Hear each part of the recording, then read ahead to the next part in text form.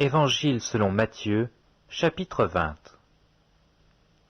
Car le royaume des cieux est semblable à un maître de maison qui sortit dès le matin afin de louer des ouvriers pour sa vigne. Il convint avec eux d'un denier par jour et les envoya à sa vigne. Ils sortirent vers la 3e heure, et il en vit d'autres qui étaient sur la place à ne rien faire.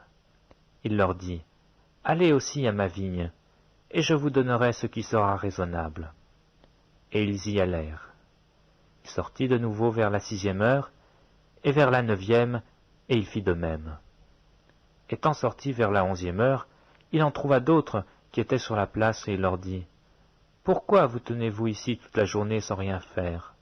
Ils lui répondirent, « C'est que personne ne nous a loués. »« Allez aussi à ma vigne, leur dit-il. » Quand le soir fut venu, le maître de la vigne dit à son intendant, « Appelle les ouvriers, et paie-leur leur salaire, en allant des derniers aux premiers. » Ceux de la 11e heure vinrent et reçurent chacun un denier.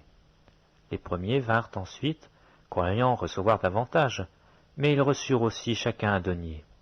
En le recevant, ils murmurèrent contre le maître de la maison, et dirent, « Ces derniers n'ont travaillé qu'1 heure, et tu les traites à l'égal de nous, qui avons supporté la fatigue du jour et la chaleur. » Il répondit à l'un d'eux, « Mon ami, je ne te fais pas tort, n'es-tu pas convenu avec moi d'un denier?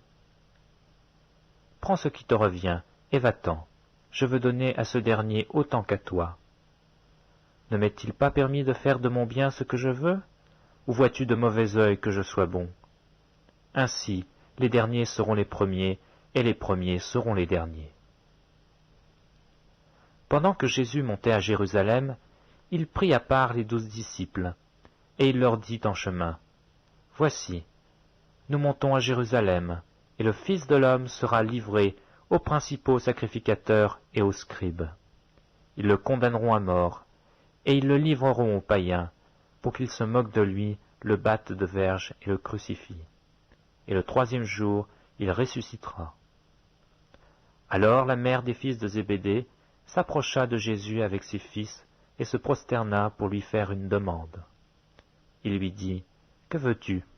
« Ordonne, lui dit-elle, que mes 2 fils que voici soient assis dans ton royaume, l'un à ta droite et l'autre à ta gauche. » Jésus répondit, « Vous ne savez ce que vous demandez.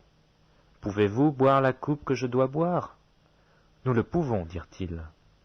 Et il leur répondit, « Il est vrai que vous boirez ma coupe, mais pour ce qui est d'être assis à ma droite et à ma gauche, cela ne dépend pas de moi, et ne sera donné qu'à ceux à qui mon Père l'a réservé. » Les 10, ayant entendu cela, furent indignés contre les 2 frères.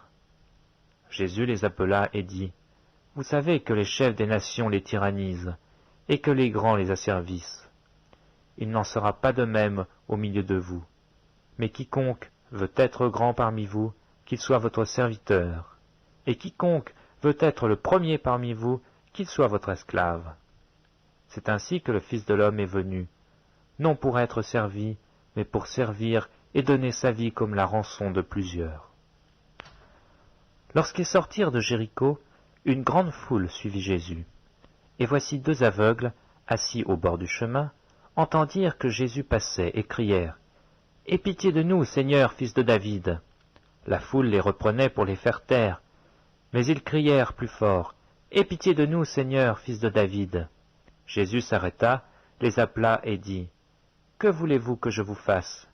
Ils lui dirent, « Seigneur, que nos yeux s'ouvrent. » Ému de compassion, Jésus toucha leurs yeux, et aussitôt ils recouvrèrent la vue et le suivirent.